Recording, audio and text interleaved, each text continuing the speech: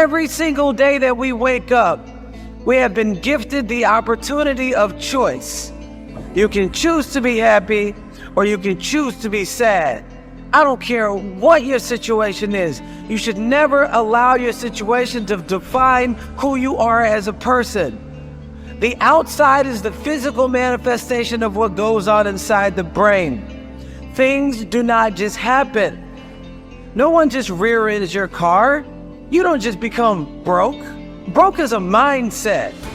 Things don't just happen. Your pocketbook is not just below balance or on zero. You're not just overweight, just by chance you're just overweight. Things don't just happen. Your words can trip you. What you say can cause you to stumble. It can keep you from your potential. You're not snared by what you think. Negative thoughts come to us all. When you speak them out, you give them life. That's when they become a reality. When you say, I'll never get back in shape, it becomes more difficult. You just made it harder. When you say, I never get any good breaks, that stops the favor that was ordained for you. If you say, I'm not that talented, I don't have a good personality, that is setting the limits for your life. That is calling in mediocrity. So the recognition that negative thinking and unhappy states actually do nothing to change anything. If anything, they make it worse. So if there's enough awareness and you can suddenly look at that, and then you can ask yourself from the deeper perspective of awareness, do I want to continue to think these thoughts? Is that helpful or good? Do I really want that? Ask yourself, what is my limiting step? What is the one factor that determines the speed at which I achieve my goal, or whether I achieve it at all? Once you've answered this question, you can move on to making a plan for how to accomplish your goals by eliminating this limiting factor. Your ability to identify your limiting step is one of the best demonstrations of your intelligence, and your capacity to eliminate this limiting step is one of the best demonstrations of your overall competence in achieving anything you want. It's our thoughts that are manifesting this world. Now you could say that's a spiritual thing, and now I say not only is it spiritual, now it is fundamental basic science of the universe. And it says then the thoughts are creative. Well, if the thoughts are creative, then who is having the thought? And you start to realize I'm having the thought. Well, then the truth is simple. As Richard Conn Henry said, you are creating this world with your mental activity and your spirituality combined. And then all of a sudden it says, well, then if I'm creating the world, then my original belief that when things didn't go right, I was a victim. The universe wasn't supporting me. You know, it's like, oh, I try so hard and the universe is not giving me things. It turns 180 degrees around. And it basically says this: we are creating this world. And then I say your mind is creating this world. Although you cannot change conditions or circumstance, you don't have to let them control you.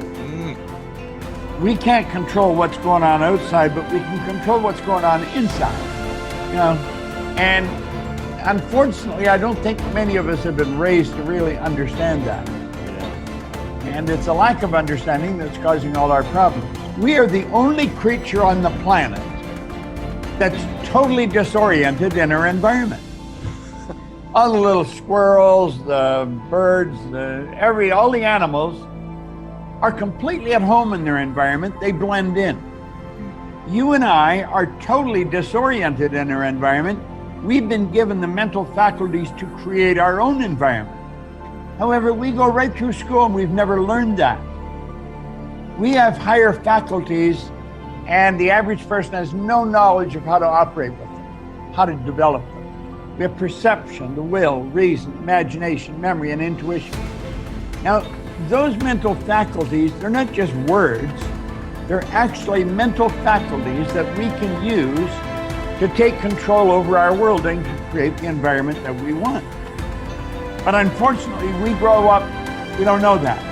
We've been raised to live through by what we see, hear, smell, taste, and touch, our physical senses. And we've been raised to be controlled by what's going on outside.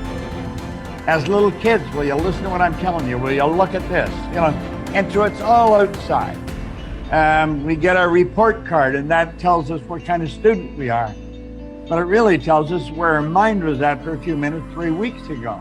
Got nothing to do with who we are. So I think we're raised in ignorance, actually. There's a very small percentage of the population that have a reasonably clear understanding of who they are and what they're capable of doing, but the ones that do are in the minority. People think that the purpose of memory is to remember the past, and that's not the purpose of memory. The purpose of memory is to extract out from the past lessons to structure the future. And that's the purpose of personal memory. And so you're done with a memory when you've extracted out the information that you can use to guide yourself properly in the future. So if you have a traumatic memory, for example, that's really obsessing you, if you analyze that memory to the point where you figured out how you put yourself at risk and you can determine how you might avoid that in the future, then the emotion associated with that goes away. So memory has a very pragmatic function. And cultural memory is the same thing, is that we need to extract out stories from our past that structure our future. And we need that because, well, first of all, if you don't have a purpose, let's say, it isn't that your life becomes neutral in a meaningless sense. It's that your life becomes characterized by unbearable suffering, because the baseline condition of life is something like unbearable suffering. And what you have to set against that is a noble and worthwhile purpose. And hopefully your determination of that purpose is buttressed to some degree by the wisdom of the past, because you can't conjure something like that up on your own. And if you provide people with nobility of purpose, then they can tolerate the suffering of existence without becoming entirely corrupted by it. And cultures that don't do that, it isn't even so much that they die, it's that cultures that don't do that are dead. They're done. They don't have a story anymore. They don't have a call to adventure. And then everyone suffers stupidly as a consequence. It's a very bad thing. So Churchill made the same observation that many of the great psychologists and philosophers made in the early part of the 20th century. It's like, bring the story forward and propagate it and make it the most noble possible story. And then you motivate people to transcend themselves, which they need to do. So yes, he's exactly right in his diagnosis. In order for us to become abundant, we have to overcome the old personality. And that's 95% of who we are, right? Yes. So then, the side effect of the beginning of this process is a lot of discomfort. It is a lot of discomfort because you're stepping outside the known into the unknown, and now you can't predict. It's scary. No, it's you'd rather hold on to your lack. The pain, the and suffering. Rather tell the story of that. At least it makes you feel something that's familiar. Mm-hmm. When you step outside and you're saying, I'm not going to complain about money any longer. I'm not going to complain about I don't have any. I'm not going to judge other people who do. I'm not going to say I can. I'm not worthy. It's never going to work. All those things got to go. I'm not going to feel lack. I'm not going to feel unworthy. I'm not going to feel separation. I'm not going to feel resentment. These are the things that are keeping my reality the same. Now it's no longer about abundance, about who you become. Mm-hmm. The most successful people are long-term thinkers. They look into the future as far as they can to determine the kind of people they want to become and the goals they want to achieve. They then come back to the present and determine the things that they will have to do or not do to achieve their desired futures. This practice of long-term thinking applies to work, career, marriage, relationships, money, and personal conduct. Successful people make sure that everything they do in the short term is consistent with where they want to end up in the long term. They practice self-discipline at all times.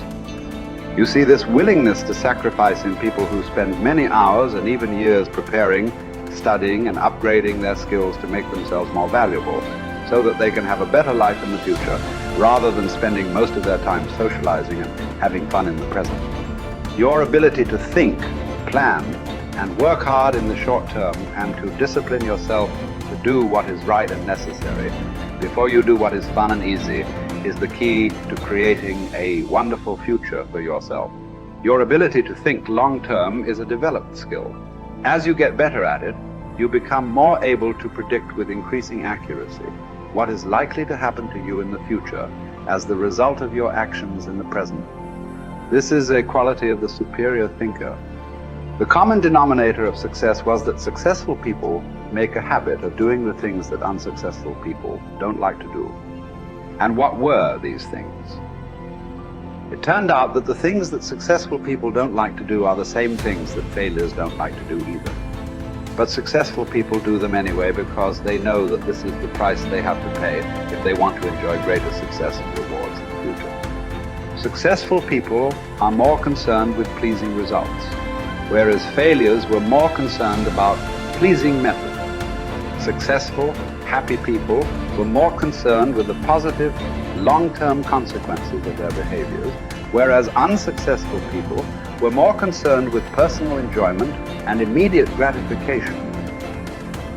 The top people were those who were more concerned with activities that were goal-achieving, whereas average people were more concerned with activities that were tension-relieving.